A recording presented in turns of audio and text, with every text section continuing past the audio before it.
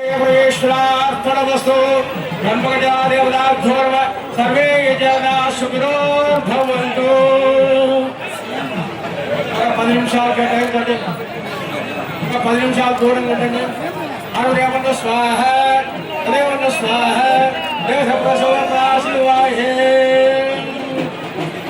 వందే కేశవాదోనాభ్యో నమః సుప్రీదేవనా బ్రహ్మో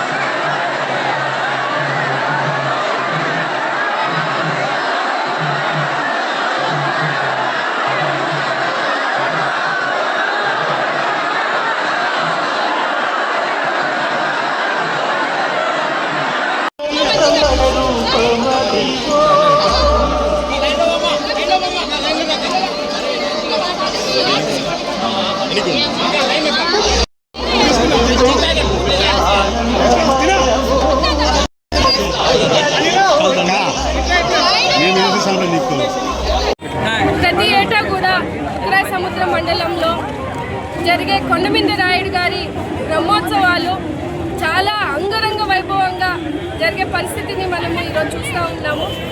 ఎన్నడూ లేని విధంగా ఈరోజు మెరుగైన వసతులను కూడా ఈరోజు ఏర్పాట్లు చేసి భద్రత ఏర్పాట్లు చేసి ఈరోజు దాదాపు మునుపటి కంటే ఎక్కువగా ఈరోజు భక్తులను ఈరోజు మనం దర్శించుకునే పరిస్థితిని చూస్తూ ఉన్నాం. ఆ ఏడుకొండల వాడు కొండమీద రాయుడు గారి ఆశీస్సులు ప్రజలపైన ఉండాలని ప్రతి ఒక్కరూ కూడా కుటుంబ సభ్యులు సంతోషంగా ఆయురారోగ్యాలతో ఉండాలని ఈరోజు కుటుంబ సమేతంగా అలాగే వెంకట నరసానాయుడు గారు, కేశవరెడ్డి గారు, రామలింగారెడ్డి గారు, ఇతర కూటమి నాయకులమంతా కూడా ఈరోజు ఇక్కడ వచ్చి రథాన్ని ఈరోజు పూజించుకొని రథోత్సవాన్ని కూడా మొదలుపెట్టి ఈరోజు ముందుకెళ్ళే పరిస్థితి చూస్తున్నాం. అలాగే సాయంత్రము మనము గతంలో కూడా పోయిన సంవత్సరం కూడా తెలియజేశాము. అరుణాచలం తర్వాత ఉగ్రసముద్రం మండలంలోనే కొండమింద రాయుడు దగ్గర అఖండ దీపాన్ని మనము పోయిన సంవత్సరం వెలిగించాము.